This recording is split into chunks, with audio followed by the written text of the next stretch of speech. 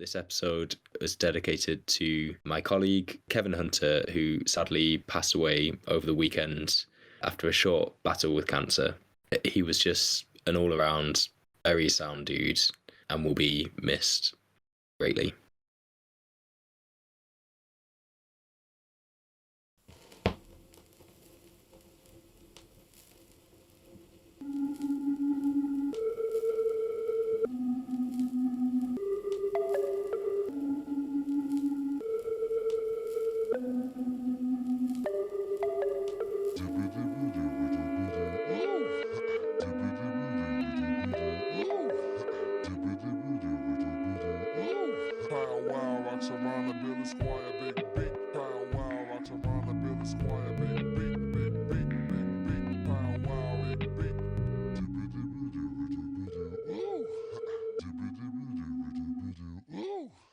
I've got a question for you to start off the episode with. What is it, like, philosophically speaking? This is just something that occurred to me when I got home, right? What is a band on a philosophical level? Because to me, right, is a band not simply friends vibing, sometimes enemies vibing, but ultimately people coming together and having a vibe? Are you taking the broad sense here even beyond music? Because you've kind of left music out of the definition there. But like you do get like bands of hunter-gatherers. Well, this is the thing. I'm on like a... Yeah, this is... No. I mean like a band... You've taken this... You've already made this more intellectual than I had. I had listening to this week's album pick in the car on my drive home, and then getting in and being like, what is what is a musical band? And like obviously there's music involved, there's making music, that's an important factor of it. But if you boil it down, this is why I said on a philosophical level, because it kind of gives me cover, is that like if you boil it down, essentially you've got a couple of people in a room, or not even necessarily in the same room, vibing through various instruments, voice being one of them. So we could argue that we are a band. Yes, I would love to argue that we're a band. I do feel like music's the key component. So we might have to corner ourselves into arguing that in some way podcasts are a form of music. I mean, is it not generally accepted that the voice is an instrument? Yeah, but not all things the voice and does. Spoken word is a is a method of conveying that instrument. I sort of feel like the thing that would make podcasts music is if it's beyond just the content of what we're saying, but the way in which we're saying it. So, I mean, I feel like we've cornered ourselves into going out on a limb on this one, so I'm going to roll with it. I feel like, given the way that podcasts are listened to, I mean, Blind Boy, who I think I've talked about a few times before, describes it as like the podcast hug. It's like the podcast hug, which is like, I don't know why people listen to podcasts to fall asleep. Why people listen to the parasocial relationship hug. Yeah, sort of, but there's something distinct. I mean, it is that, but there's something distinct about podcasts that create that feeling, and arguably that is the musicality of the voices. It is more than simply listening for information. It is listening for the pleasure of the human voice. And in that sense, we are a band. We're a band. And we will be touring the UK. I think that might be the greatest stretch of the definition of band. I mean, I like the definition. I think if the definition with music, or like at least describes what is a good band, because I think key part of a band has to be that they're in some way vibing, even if there's tensions on a personal level, that there are vibes going on that create that music. Otherwise it's a stale band, or it's like it's a soulless band. Or so I think the definition of a good band has to be people vibing. I think as well your like deeper educational approach where you started bringing up like bands of hunter gatherers and war bands, that had credence, right? Because what is a war band if not a bunch of people vibing together? Oh no, honestly, yeah, But fully. with an element of war, right? Like, and so a music band is just a band of people vibing with an element of music. Yeah, I feel like A band of hunter-gatherers, key they're just part of, vibing. a key part of a band of hunter gatherers or a band of people in that broader sense has to be that there's some kind of a connection between them that makes them more than the sum of their parts, or certainly more than just a collection of individuals, but rather something that can be described as one entity, i.e., band. And the key thing that the key thing that connects them together is the vibes. Is the vibe. Therefore, this is great, right? We've established that bands are brought together through vibe, and that podcasts and music. I think that's a huge step, and it makes sense why Spotify has tried so hard to kind of incorporate it so largely into their what would you call it, portfolio. Like, they're really pushing podcasts now. They're not pushing our podcast, but they're pushing podcasts generally. So, and that's encapsulating the music, the melody. I'd say, are you the rhythm and I'm the melody of this? I'll do the way around. I'll be the rhythm to your melody any day, Louis. Any day. Yeah. That sounds like a lovely Valentine's card. I'm gonna have to make a note of that It does, one. doesn't it, actually? Yeah. Oh, maybe we should expand out from being a podcast and being a band and also be card writers. It's in my blood. That's what my my great granddad did, and possibly my grandpa. Really? Yeah. Do you know any of their greatest hits? I don't, but he worked at, I think he was like pretty high up at Valentine's Cards, who like, or maybe even ran Valentine's Cards, who don't exist anymore, I don't think, but were like one of the leading like card companies in the UK, I think. There's a still frame from Sleeping Beauty signed by Walt Disney hanging in my grandparents' house. Incredible. Because of his kind of, I don't know, card business. and therefore he had some kind of a relationship with Walt Disney. I think that was the vague link. Was it Valentine and Sons, founded in Dundee in 1851? Spot on. By James Valentine? Yeah, he isn't James Valentine though. But he did. Maybe he didn't run it. He was some kind of a director at some point. What would his surname be? I mean, the Wikipedia page is very short. Morgan. His surname would be Morgan. Morgan. And that's about all that I could think to find about him. Yeah, some kind of like a artistic director or something like that. I can't really remember. I should do actually, because that's should retain that information. Keep it for the family tree. Yeah, although I'll let Uncle Peter work all of that one out. Yeah, do more tracking. Yeah, it's not quite your Arabic ancestry, but it's still pretty cool. Yeah, I'm still buzzing off that one.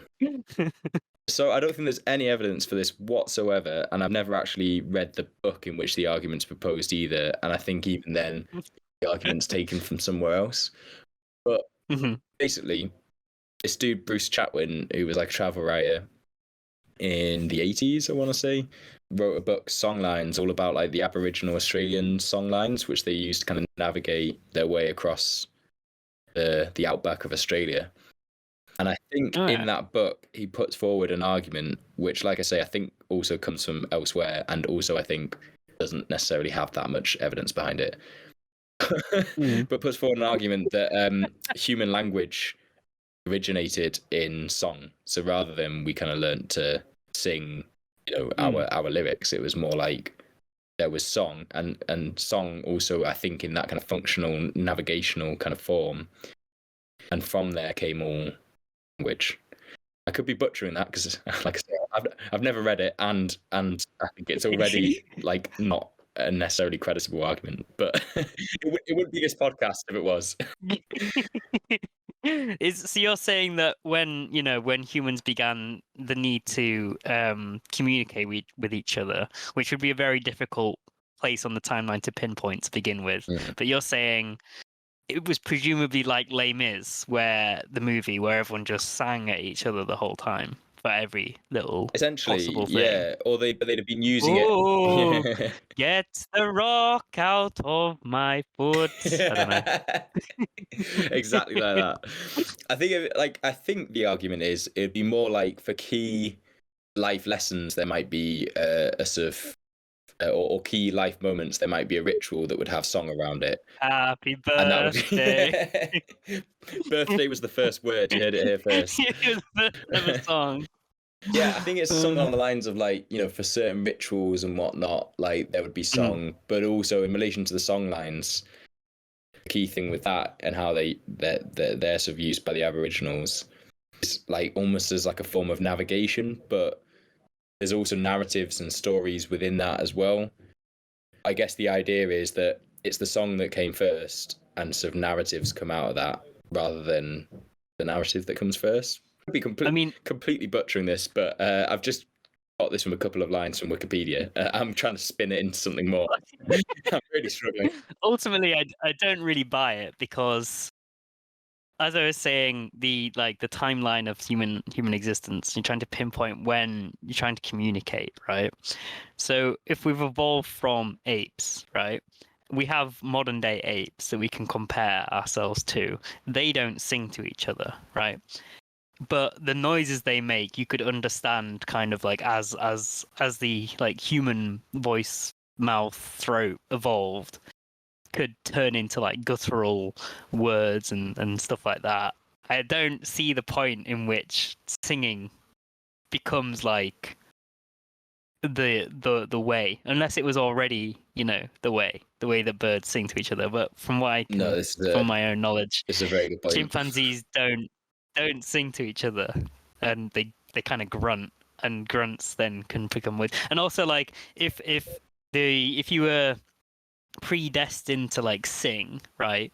Surely, if you had a baby, babies make like lots of babbly noises as they're trying to like learn how to use their mouths. But like, if it was from like an evolutionary standpoint, surely they'd like make more kind of melodic learning to try and sing, and maybe they'd sing their first words. I know there's the argument of like they made the words that their parents are making or whatever, but like even when they're just like completely fresh, they're going da da da da da da. They're not going la di da di da. You know what I mean?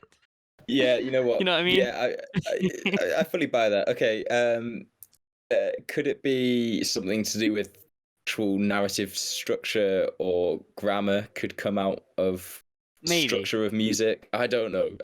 I should probably.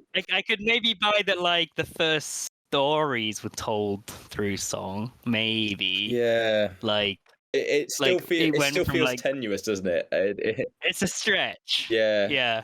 Yeah. So that was useless.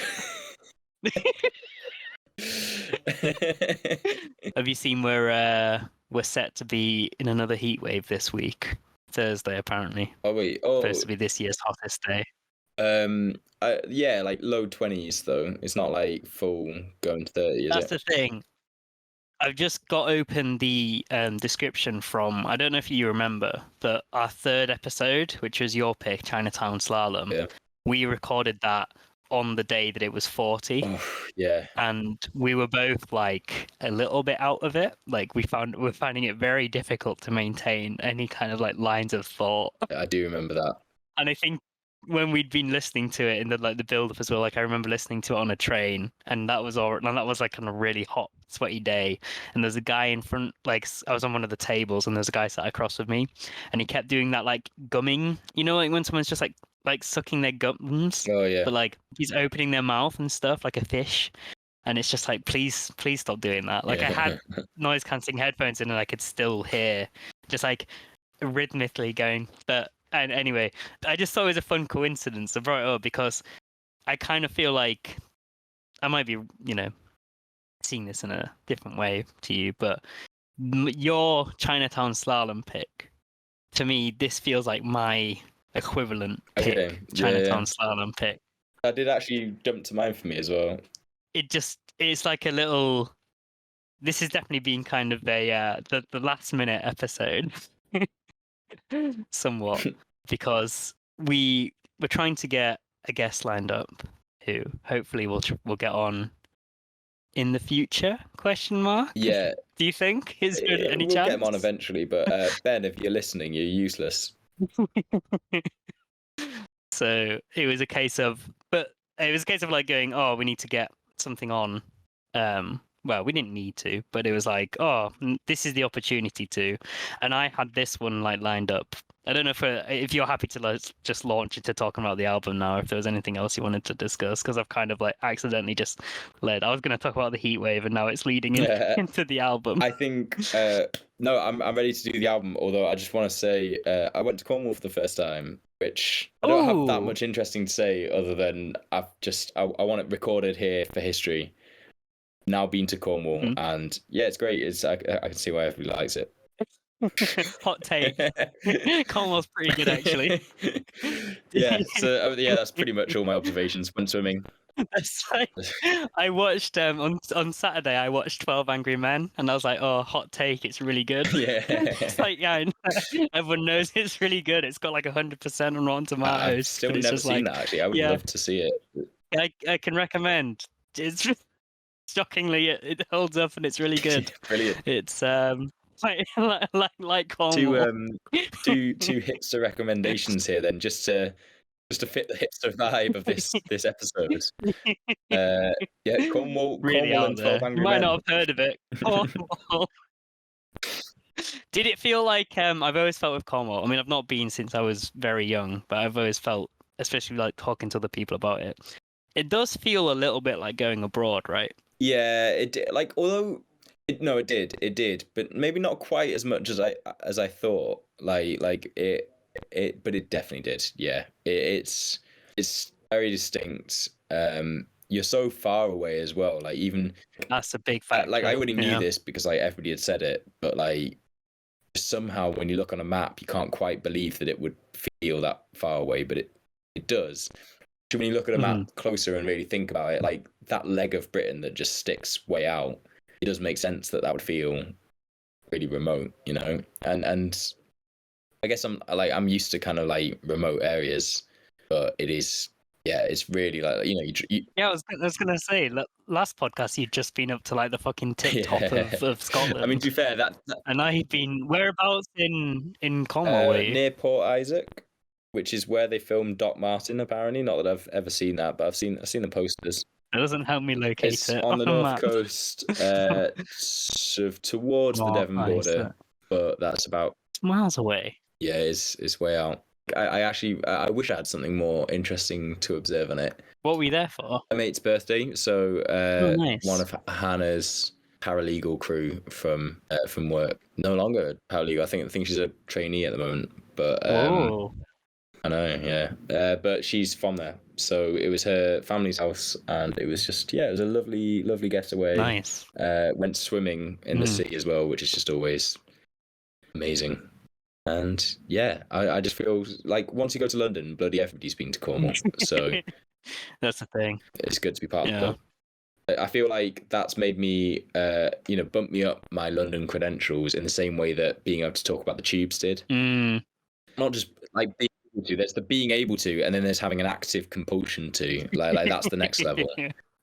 Like first thing when we arrived, we get in a taxi because it was way out from the station, like a half-hour drive away from the station. That was like the nearest station, and straight away, I swear we were all just talking about all the different tube routes that we used to get to Paddington. I thought this driver must be like, if they weren't already like bloody hell, these down from London types. Then literally a half-hour conversation about all the different tube routes. I bet if you like surveyed the Cornish taxi drivers, the most like, oh, what's the conversation you overhear the most is definitely Londoners talking about tube routes, because they'll always be picking up Londoners from train stations and driving them half an hour to whichever like lovely house is resided in by one of their parents. Is that the Celtic Sea that you swam in? Oof, I wouldn't be able to tell you, but yeah, if it comes up as that, then I guess so. I didn't know that it was called that. I think so. I don't really know which bit you'd actually. Maybe you just swam in the Bristol Channel, which is less romantic, but it's still pretty cool. I don't think so. I think it's too far from Bristol to Celtic Sea. Let's have a look. If I look on a map. I'm just asking because I'm going to be in Dublin next weekend, and I'll inevitably have to swim in the sea because the friend I'm going with loves wild swimming. But that's the Irish Sea. I was wondering if we'd be sharing a sea. I mean, we'll be sharing a body of water. It's all connected. Yeah. But it's not. I don't know how they split up the seas. No, I don't know how they decide where one ends and one begins. It was the Celtic Sea, and that is really interesting because I never knew that was. Sorry, I'm still looking at it, I've just lost my train of thought. Yeah, I never knew that was a thing. Oh, the other cool thing that I didn't think that much about was that from there, it's just straight west all the way to like Nova Scotia. Yeah, that's fucking wild. That is weird. That's when you look out over a expanse of sea and you just realize, oh, that's not the sea, that's the ocean, and that goes on. Yeah. Infinite. Well, not infinitely, but feels infinite at that point. Because there's other places, a lot of the places you go on holiday in Europe, you can like look across. You know, if you're in the south of Spain, you can look across and be like, yeah, Morocco's just over there or whatever. Like France, Algeria. Like, you know, if you're in the Med, there's land on the other side of the Med. But like some of the other ones, it's just like, yeah, it's nothing. I guess the only thing I'd say is not to be that guy, but I did grow up going to the Isle of Harris like pretty much every summer. And yeah, you've got the same thing looking straight out west to Canada there. And also, Cornwall's amazing, but I really do think that like that really is just a distinct landscape that is like a world contender in terms of beautiful landscapes. Like it is. Well, the Isle of Harris. Everybody's always shocked. Cornwall, sorry. Which one? Isle of Harris. Okay, yeah, sorry, just to be clear. I was about to say, actually. Everybody's always shocked. I was going to be like, do you recommend the Isle of Harris? Oh, yeah. I think the problem is it's just so hard to get to if you're like, once you're down in London, it's like really just a real bugger to get to. But, I mean, it's a bugger to get to even from Lancaster, to be honest. But it is just absolutely stunning. You want to go? And I think if people think that, sort of, yeah, but like it's. Should we go record an episode there? It is a project to get there. I mean, I've sort of like half resigned myself to the idea that I might never go again. I'm sure I'll have to at some point in my life. Can you go birding there? Birding trip. Yeah. It is actually, it's decent for birds. I mean, you have a decent shot at both eagle species of the UK. So golden eagles. I mean, golden eagles are almost like buzzards there. They are like common as muck. Oh, Ronan, let's go. But also white-tailed eagle. Let's go. And also beach days. I could be tempted. Make it work. Maybe sometime next year, save some annual leave for it, and we'll go. Or the where was the other place you were talking about? Do the Dolomites as well. We'll do both. The Dolomites. Yeah. I would quite like to do that. Although I think there was a bear that that started eating people. We're not going to be eaten by a bear. Like, it'll be all right. If we did the Dolomites, it'd be a very touristy part of the Dolomites. I mean, I think the guy who got eaten by a bear was also in a touristy part of the Dolomites. But like he was jogging. We won't be jogging. Bears only like joggers because they're like lean and meaty. They won't want us. We're like horrible smoggy city people.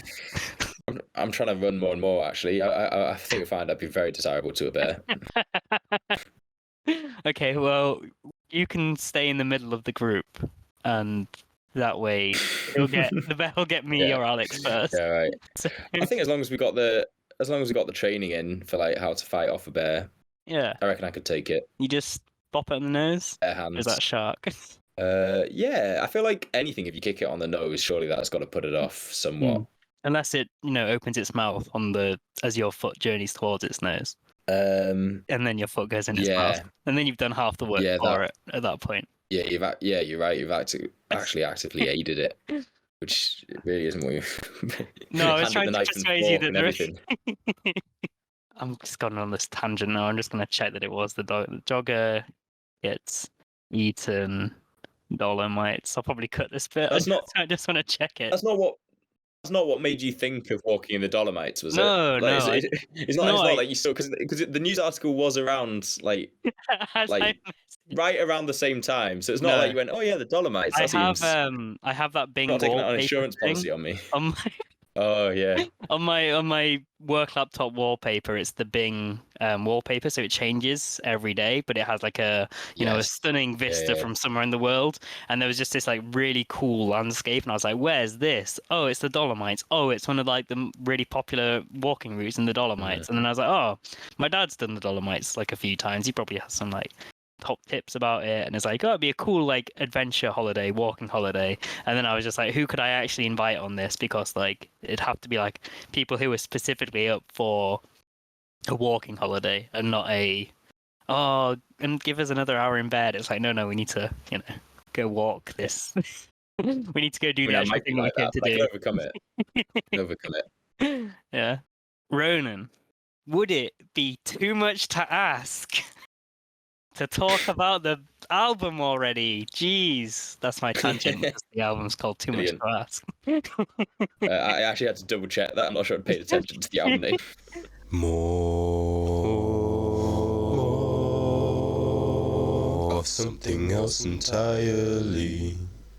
That right? No, genuinely, I was thinking this too. I, for the life of me, can't remember the album title name, which is a shame because for me the album is so memorable. But like the title, the album title name, I keep forgetting it. I had to look at my notes to do that tangent to remember. Yeah. Cheekface, the band stays with me. Cheekface, lodged in the Yeah. brain. Basically, all of the songs lodged in the brain. Name of the album, lost on me. So Cheekface, if you're listening, I don't know. Maybe that's my only note because I think the album's great. But maybe a catchier album title name. I keep forgetting it even now. Too much to ask. Cheekface. I mean, I feel like we've made it memorable with that kind of Or by introduction. ranting about it. Yeah, I don't know. basically. All right, Ronan, without looking, what's the name of the album? Too much to ask. Right, okay, well, we'll come back. We'll ask you again later. We'll come back. Just saying that was too much to ask of me. I don't think I've not got a great memory, so I'm reusing your joke there, really. But we can rinse that one a little bit more as the episode goes on. I'm sure there'll be other opportunities. I'm gonna cycle back to what I was saying earlier before we quickly touched on Cornwall about how, in a way, this is reminding me of our third episode, Chinatown Slalom, because I picked this because the parallels for me are that it's quite a short, snappy album, which was what Who Wants to Be a Millionaire also was. It's from a lesser known artist, let's say. I think we've been doing some quite big names recently. We've just had the pop group who are not universally known necessarily, but they're big. The people who know them know them. We've got we did ABBA. We did Tyler the Creator. We've done a whole bunch of like big artists recently. So I was like, let's mix it up, do someone a little bit low key. It's quite upbeat music. It's quite summery.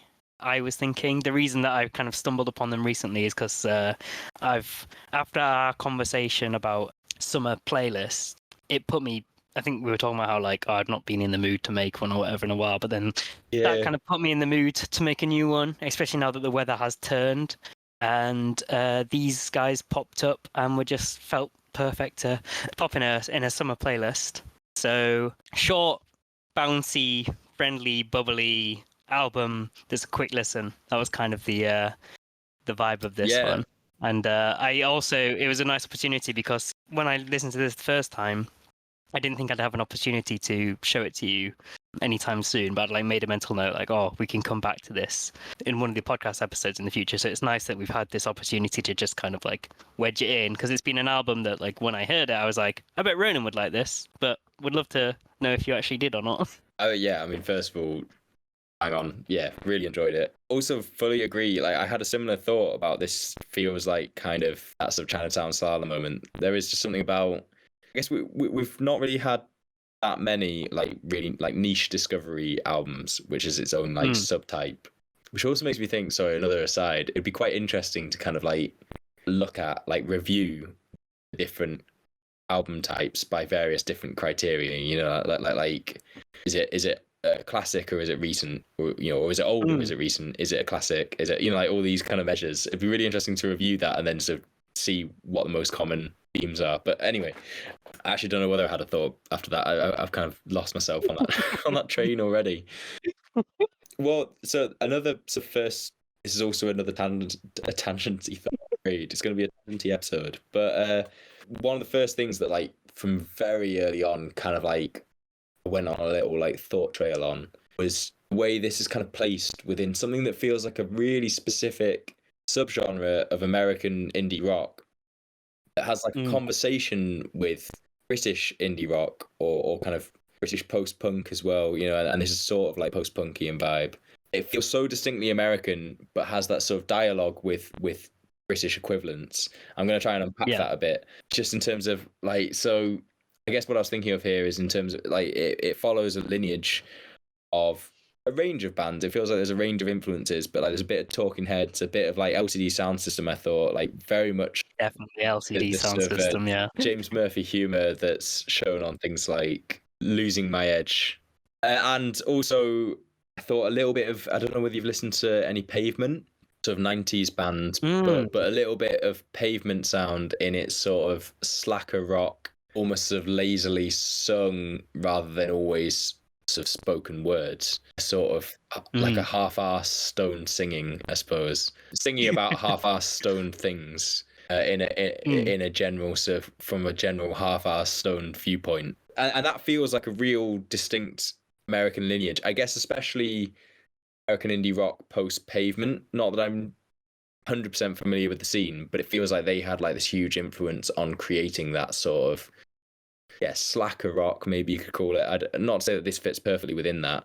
Some of the lyrics and the sort of outlook on life, a sort of cheeky nihilism, I suppose you could call it. I like that, yeah. And that then has like a dialogue with all sorts of British sort of post-punk traditions, including things like, I don't know, The Fool, which was kind of like ranty, slightly angrier, kind of, but still sort of dry moments of observation. I always call The Fool like kitchen sink surrealism, I think is the best way I can describe that. But going right through to... You're great at coming up with genre names, to be honest. Cheeky nihilism and kitchen sink like class. I think they sort of do convey the meaning somewhat, but then also going more recently, something that came to mind as like a British companion to this was Yard Act.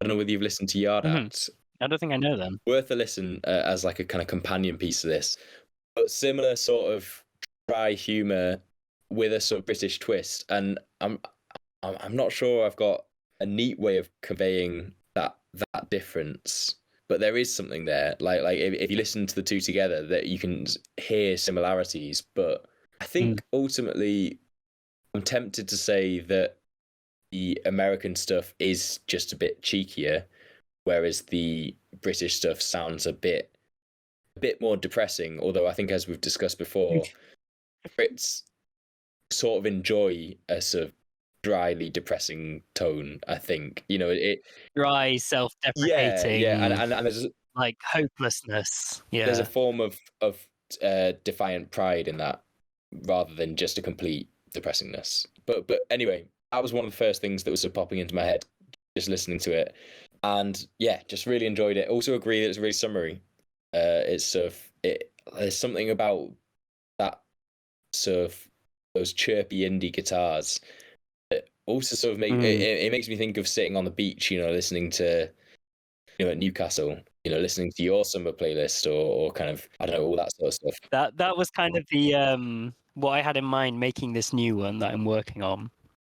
Was I was going through songs, listening to songs, and trying to like visualize being back at the beach in Newcastle or Exhibition Park, like in the grass, like sitting around and stuff. I was trying to take myself back, and I was like, I don't want to just reuse the same songs that we had then, but I want songs that kind of capture that vibe and energy. Like, if I close my eyes and I listen to this song, can I picture the green grass? Can I picture like you like sat there chilling, like Alex over there, whatever, like, you know what I mean? And these songs in particular very much kind of felt like they could just be kind of bouncing along in the background and occasionally making people like laugh to the lyrics if they chose to tune out of a conversation and tune into whatever the song was.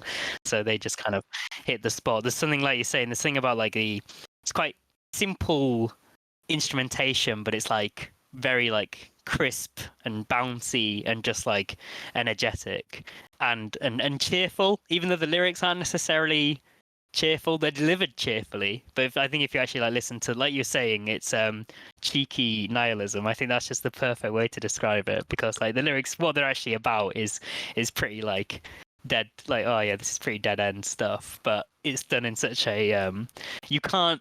I can't listen to this without a smile, especially if you like sing along. Yeah. Like on my drive home today, I had it blasting full volume, windows down, because it's getting quite hot again, as mentioned. So windows down on the drive home, driving on A road, so driving quite quickly, blasting on full volume, singing along because no one can hear me, and you just have a massive grin on your face. And I'm convinced that these songs, I kind of want to make it a mission. I don't think it's a very achievable one, but these would be great karaoke songs if everybody knew them. It would be fantastic. Thing like karaoke has to be songs that like get the crowd going, that everybody knows and loves. So the mission is to get everybody to know and love these songs, and then have everybody singing along to them. Because I think that would just be like a room of people having a very good time. Well, they are. You know? Well, I guess like a gig could be like that. If you went to see them live, I can imagine that being a good energy in exactly that way. Also because they are just very, very catchy. Like the other term that I was kind of thinking of when listening to them was a sort of anti-rock, in its sort of half-assed delivery of the singing and / speaking.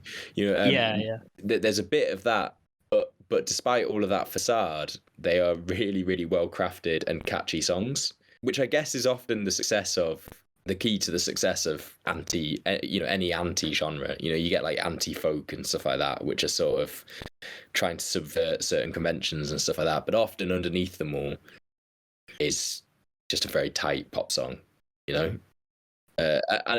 Yes, definitely. That comes up time and time again, I think, across alternative music. I mean, you definitely couldn't say that Noodles is half-assed energy. A big cup of noodles! The thing with that as well, that's another way in which... Sorry, I don't know whether you said this before, but that is another way in which it sort of resembles Chinatown Slalom, in the way that it seems like a bunch of mates cracking up at an idea and just sort of rolling with it, and recording it. And they've got enough talent to sort of make it work. Because that one is just like a 57-second interlude, almost like a not quite a skit really. There's no comedy to it other than it literally just being the lyrics are a big cup of noodles, but like it's delivered in such like a it's like it will have you singing, like shouting along with it. I think if you let it, that would be a great karaoke song, very easy for people to sing along with. By the end of the song, to be honest.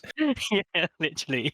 I think a lot of these you could like teach people the song as you went. Like if you had the lyrics up on the screen, you pick it. They've got very, very catchy like hooks and in choruses. And fantastic. I mean, favorite song title has to go to "You Always Want to Bomb the Middle East." That is such a catchy song as well. I mean, spoilers, but that is in my top songs. I think it might be in my top songs as well. It's difficult to pick because I like all of them really.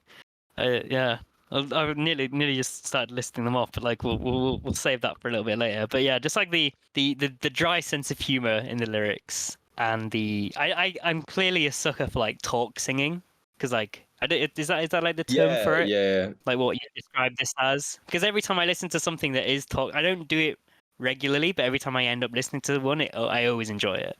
Like I love LCD Sound System. I love Talking Heads.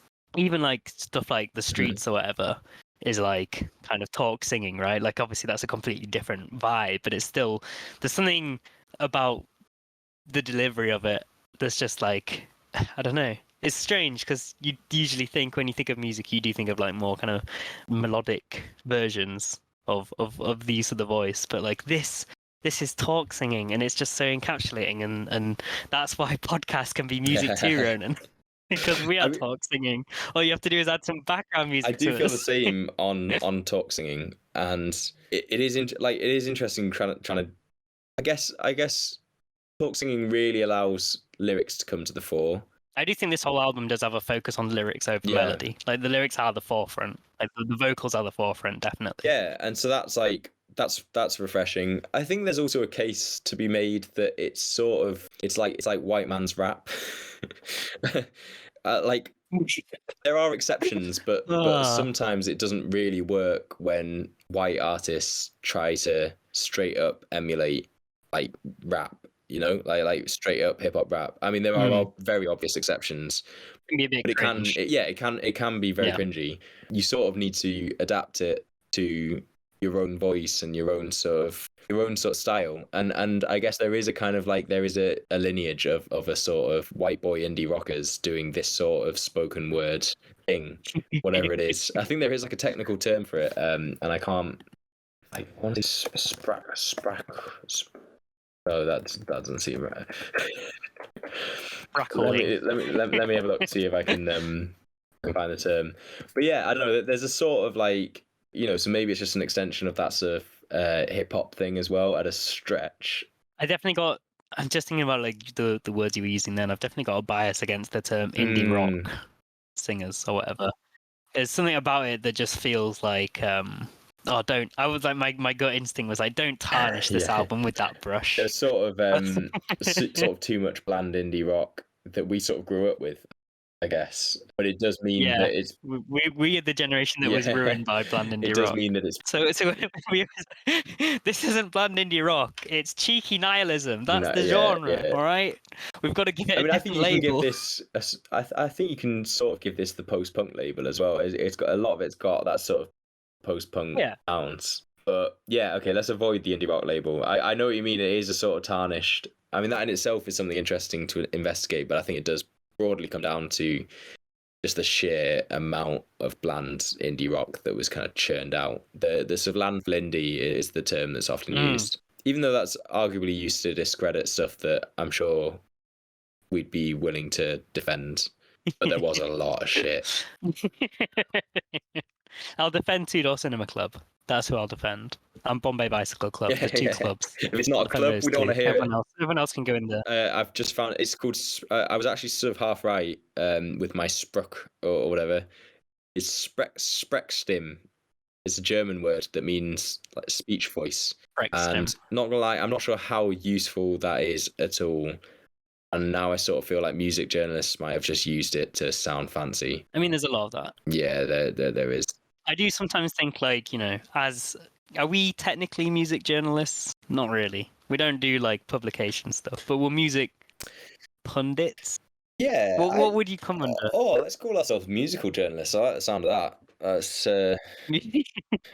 fantastic. Yeah, I'm not sure what we'd actually be. Just put it on the mild hobbyist. Yeah, hobbyist. But like sometimes I'm like, oh, I feel like I don't always like use technical musical like language to describe the stuff that we talk about, because a lot of the time it's just kind of turned to express how the music made how it made me feel listening to it, and often that kind of boils down into kind of trying to give a more emotional response, which is, you know, often you use quite vague flowery language, you know, whereas sometimes I'll watch or like read a music review and they're very precise with their descriptions of like the drums and the guitar riff and the way and in a way it's like, yeah, I respect that, and it's like, should I be trying to like learn a bit more of this like dialogue and lingo?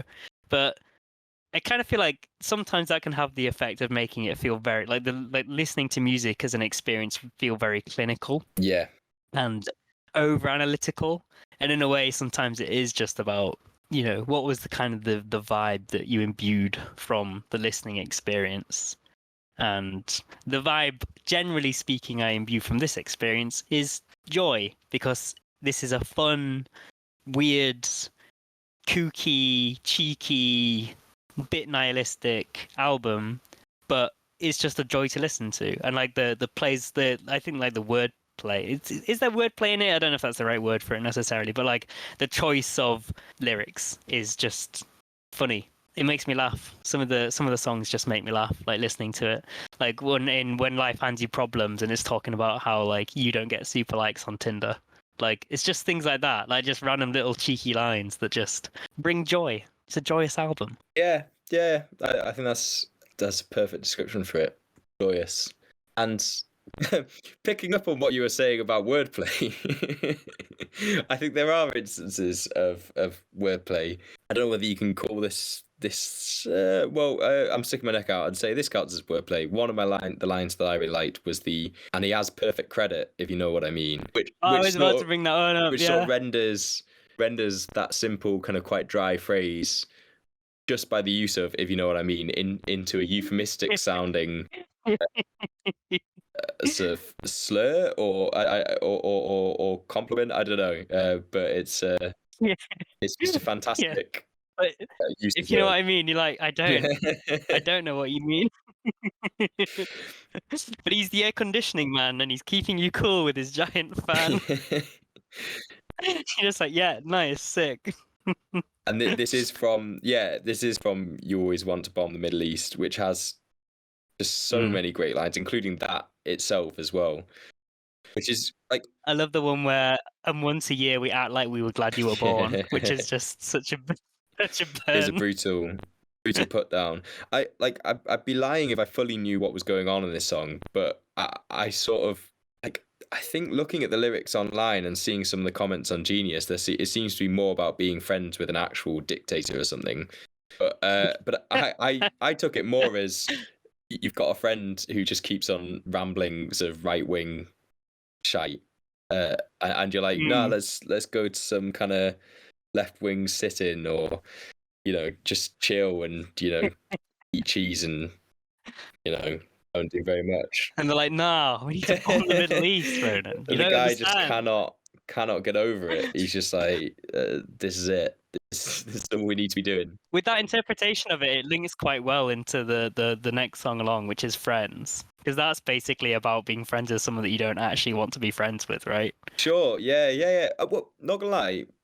So there were many times when I felt like I was listening to a concept album where the concept had been lost long ago. but there were lots of things that made me think that, including the constant references to dogs, including at one point him describing himself as a dog or taking on the perspective of a dog.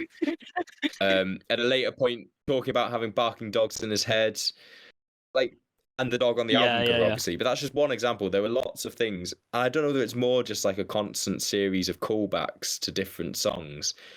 And that doesn't necessarily render it a concept album, but more just a series of in-jokes. I'm not sure. I think there's definitely lyrics in there that are just thrown in there for the sake of being, like, bizarre, out there. I'm trying to find the line that was about being like a dog, but the only difference is that it's taller than a dog. Not from the same... No, what? It's from the same one about... the difference between me and a dog is I am taller. Which later has another of my lines, my favourite lines, which is the... Today is the 10th anniversary of something that happened. It's the 10-year anniversary of everything from 10 years ago. Think about it. Just think about it. Which I'm determined to just, like, message someone out of the blue and be like, hey, it's the 10-year anniversary. Of what? Of everything from 10 years ago. I mean, given all of this, the name so good. Cheekface for the band as well is so perfectly descriptive. You sort of get what it says on the tin, I think. Also cheeky faces. Maybe not the face part, actually, just the cheek. Just pure cheek. You know what? Apparently, this is according to Wikipedia, so, like, and I don't know how many people actually, like, refer to themselves as this. It's like, how many people really refer to themselves as Ronan's family as part of the fan base of this podcast, not of your actual family members, but some fans of Cheekface reportedly refer to themselves as cheek freaks. Brilliant. Not sure I buy into. I'd say that after listening to this album, I'm leaning in the direction of becoming a fan of Cheekface. I don't think I'll quite go as far to call myself a cheek freak, but maybe after a live show, if they do live performances, I'd love to see them live. Now that you've mentioned it, it's like just like sing along to all these mental lyrics. That'd be pretty class. So maybe I will become a cheek freak. I think actually just on the seeing them live, I think, and also circling back to what I was saying earlier about this feeling distinctly American, that this is one of those bands that hearing it, I felt like I didn't just want to see them live. I kind of wanted to get a taste of the scene that they're in, because that's what it sounds like. They're part of, like, a scene. I can imagine all the lifestyles and the personalities all the people that are going to these gigs.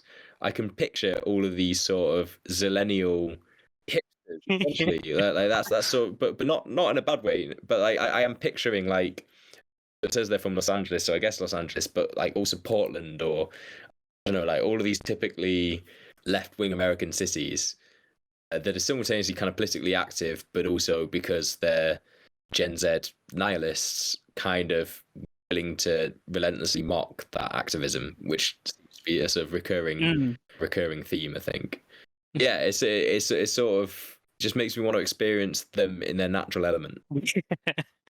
Yeah, definitely. Maybe we should do that as well. We'll add that to the more of something else entirely bucket list. Is to go out to LA. Once we build up the budget from LA to the Isle of Harris, the Dolomites. Yeah. Record an episode in each So location. please support us on Patreon now. It really is it's a worthy cause.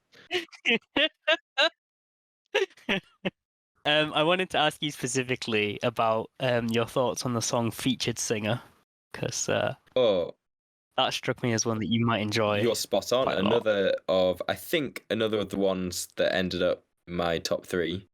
Partly ignoring the lyrics first of all, though actually, yeah, just taking in the musicality of it all. So the delivery of the lyrics, and also the whole sort of sound of the song itself sounded very LCD sound system-y to me. Yeah, definitely. I was going to say the same thing. I was like, this is the most LCD sound system sounding tune on the list. Just a pure groove. Like as a song, I could just sort of dance along to it. It's just.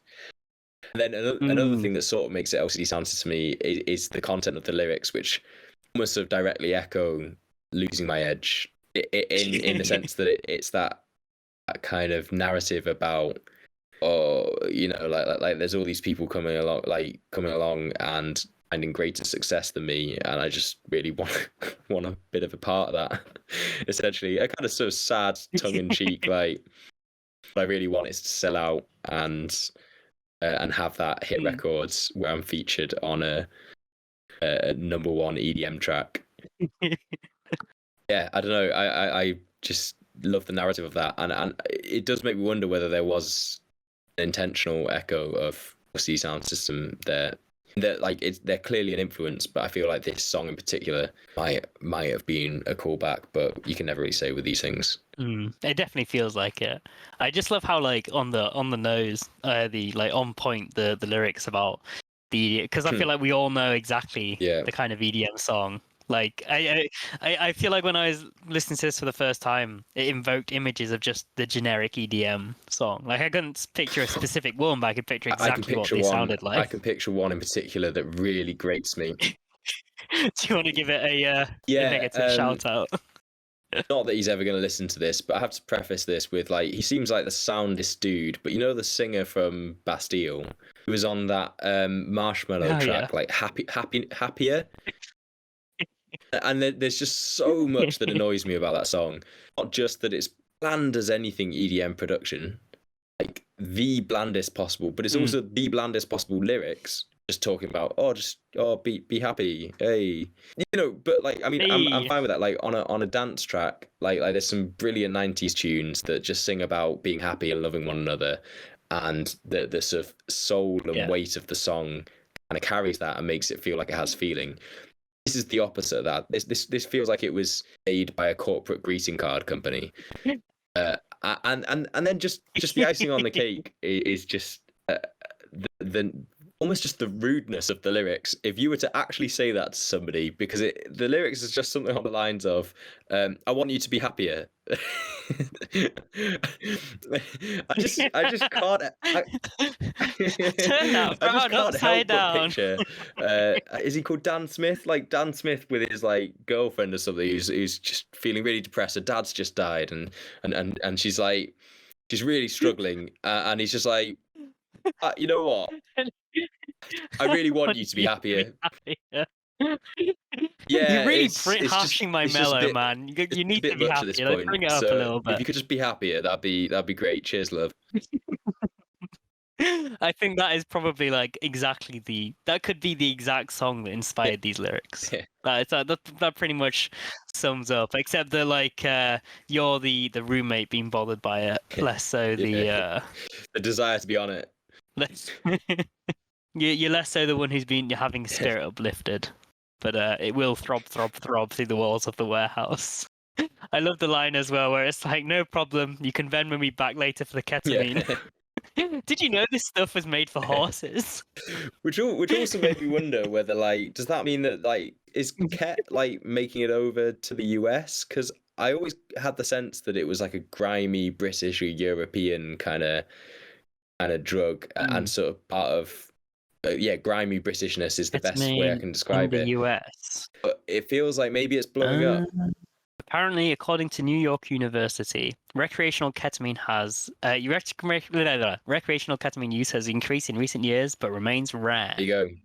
So you already know that the heads know because it's been referenced in a hipster indie song. So like that's a sign that it's also referenced in Succession. It's blowing up in first season of Succession, but I don't know whether that's because it has British writers.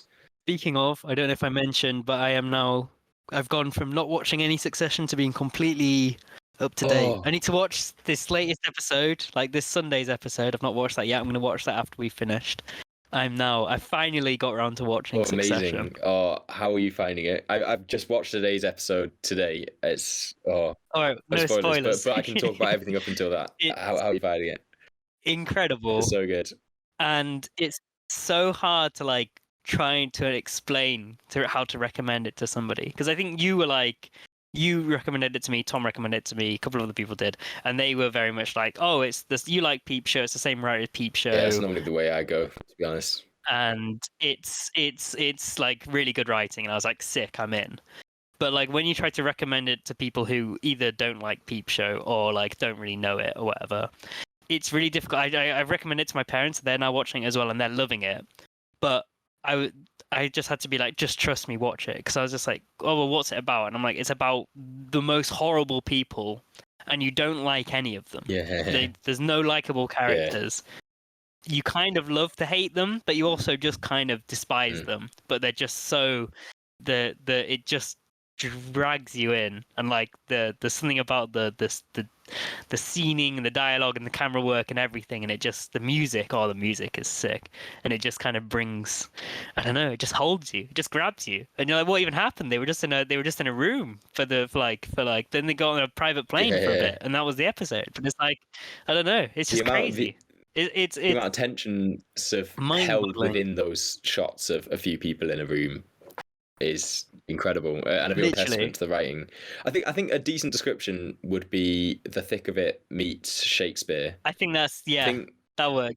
The Thick of It meets King Lear. Not that I've ever actually seen King Lear, but I think that's the one that gets the most kind of direct. I've actually used Succession to reverse that recommendation to my friend Tom, because he's not seen The Thick of It. So I was like, well, it's like The Thick of It is like the writing is as good as Succession, I'd say. Like, I'd say they're both written incredibly well. Jesse Armstrong was a writer on The Thick of It as well. That makes sense. The Thick of It writers together with him. Oh yeah. No doubt at all that The Thick of It was a big influence for Jesse Armstrong, and sort of his time writing on The Thick of It has definitely like informed the style of the show. I think fast-paced, realistic dialogue of just people just going blah, blah, blah, blah, blah, blah, blah. A lot of swearing. But it's just like ripping. Yeah. People being like quick thinking, and also like some people like Kendall Roy just he's just a moron, and he just says shit. Whereas the characters are believable because some of them like say and do actions. This is just, again, it's hard to recommend because it's quite a vague way of explaining it. But it dawned on me today. I was thinking about it. That Kendall Roy, one of his character traits is he just like, he says a lot of stuff, but none of it really means anything. It's just up to his like peons to digest it and do. So he's like, he just uses buzzwords. He's like, get it on the table, and people just have to nod their heads. And... What, is this Kendall or Logan? Kendall. Yeah. Whereas Logan's more like direct, like Logan like straight talking. Yeah, he's like, I need you to do this, and it's like clear what the instruction is. Whereas Kendall's like, we need to have blue sky thinking, guys. and then everyone's just gonna be like, yeah, Yeah. yeah, yeah, and then go away and do it, and it's like, all right, okay, but yeah, no, I think the amazing thing about the way that they do that as well is that it does feel like he kind of touches upon, like, it's not pure nonsense. You know, like, I think in another show they'd maybe just have him say genuine series of nonsense buzzwords.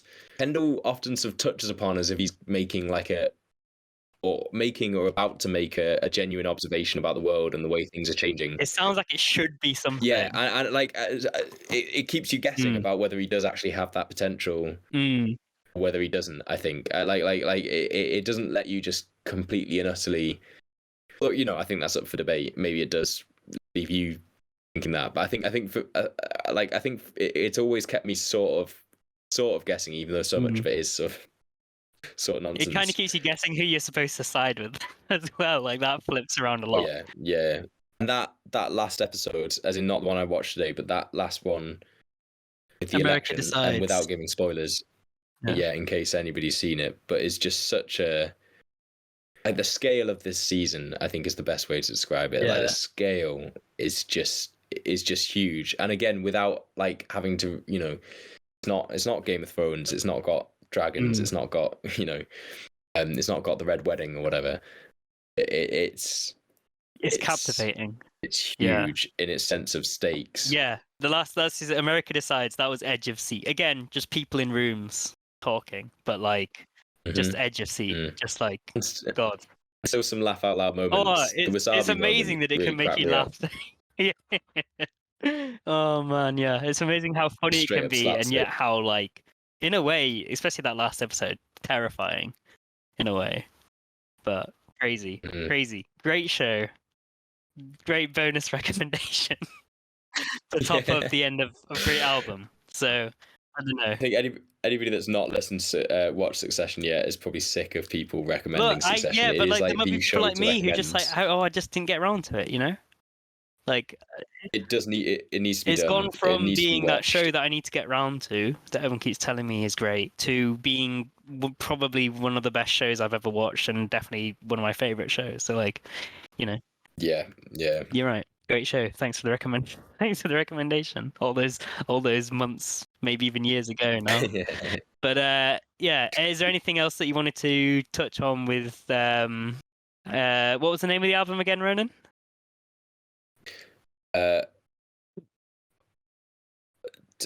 Too much to ask. There you go. Yeah. Yes, I can't do the same joke there because I had to remember what the joke was in order to remember the name of the album. So actually, that goes to show. There you go, Cheekface. That's no notes other than better album title next time. I don't have anything. Surely appreciate that. Top three songs. Yes. Well, actually, we've sort of touched that as well. Named two of them, which were, let me get it up. You Always Want to Bomb the Middle East and Featured Singer. I also went for I Feel So Weird. Nice. Which I just enjoyed the catchy chorus. Again, one of these things where I wasn't entirely sure what was going on, but I sort of took it as like a suburban acid trip gone wrong. It is sort of what it sounded like, and yeah, just sort of cracked me up in the way that all the songs did, and catchy chorus. Perfect.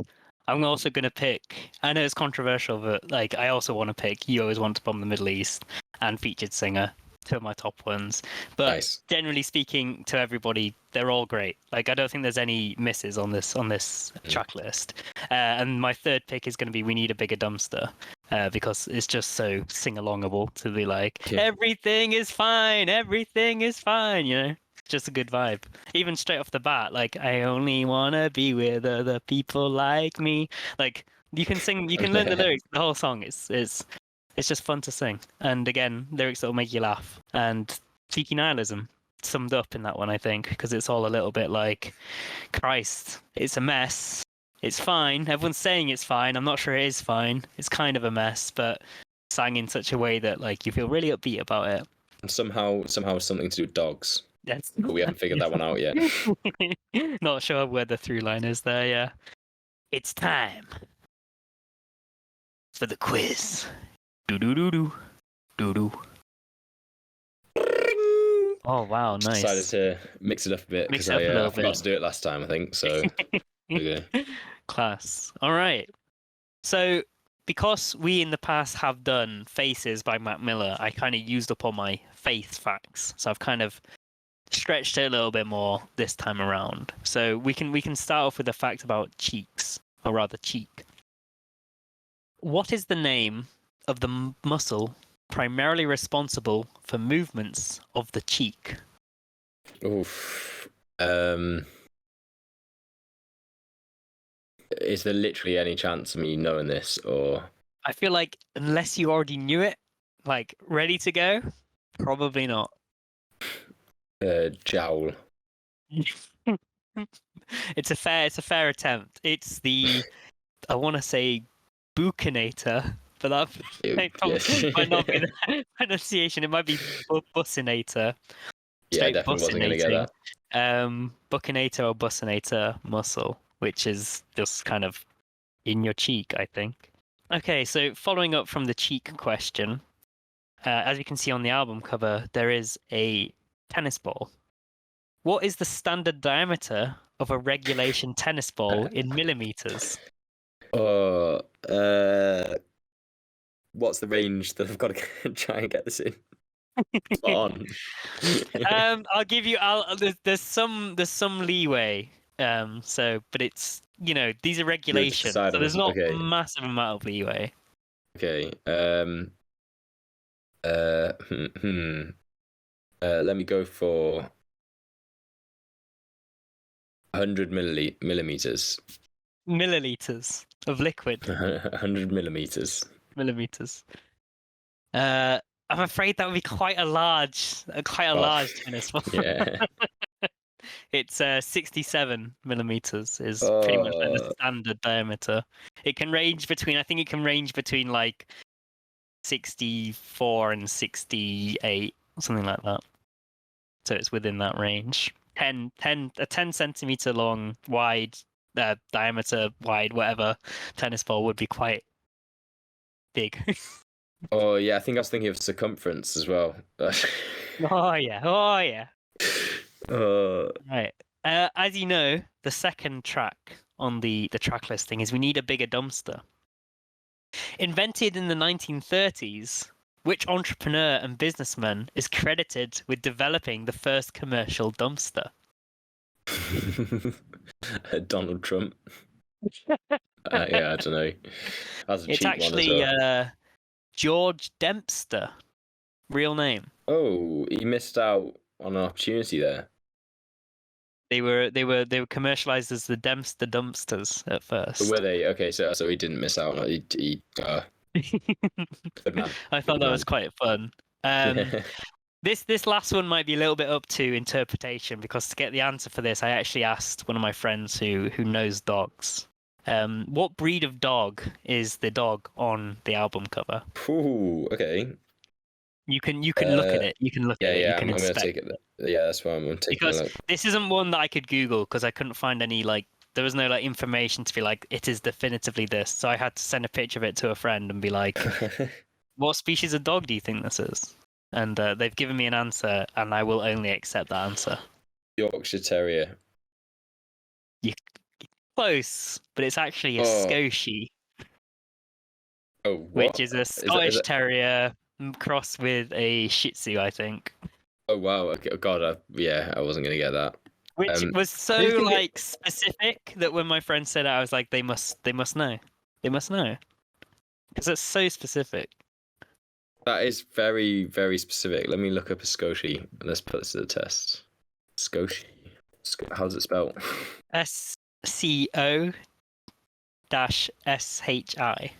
To be fair, yeah, it does look like a Scotie. It does look like a Scotie. Oh. Cheekface, if you're listening, write in what breed of dog is on the front album I saw cover. one. They're adorable. 0 out of 4. But Yeah. to be fair, I didn't expect you. That's about as well as I did last week as well, to be fair. So, so this was revenge, was it? It wasn't revenge. Yeah. These are just the questions that came up when I googled fact about cheek. Fact about dumpster, fact about tennis ball. So, Sizzle. but we've learned some things today. In particular, we've learned what is the name of the album, Ronan, without looking. Too much to ask. I'm done with this. There you go. Very nice. There we go. I knew we'd get it in again. Thank you very much for listening. I hope you've enjoyed. You can find us on all your favorite podcasting platforms, including Spotify, Apple Music, Google Podcasts, Amazon Podcasts, etc., etc. We're also on YouTube and on SoundCloud.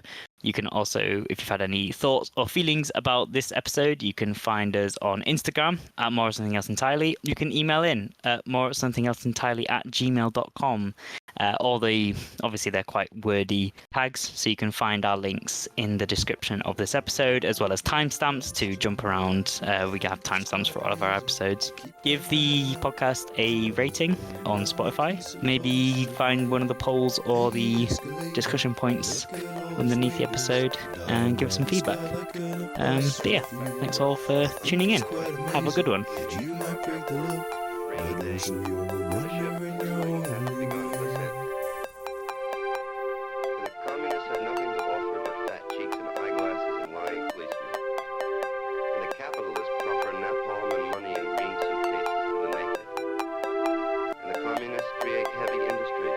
But the heart is also heavy.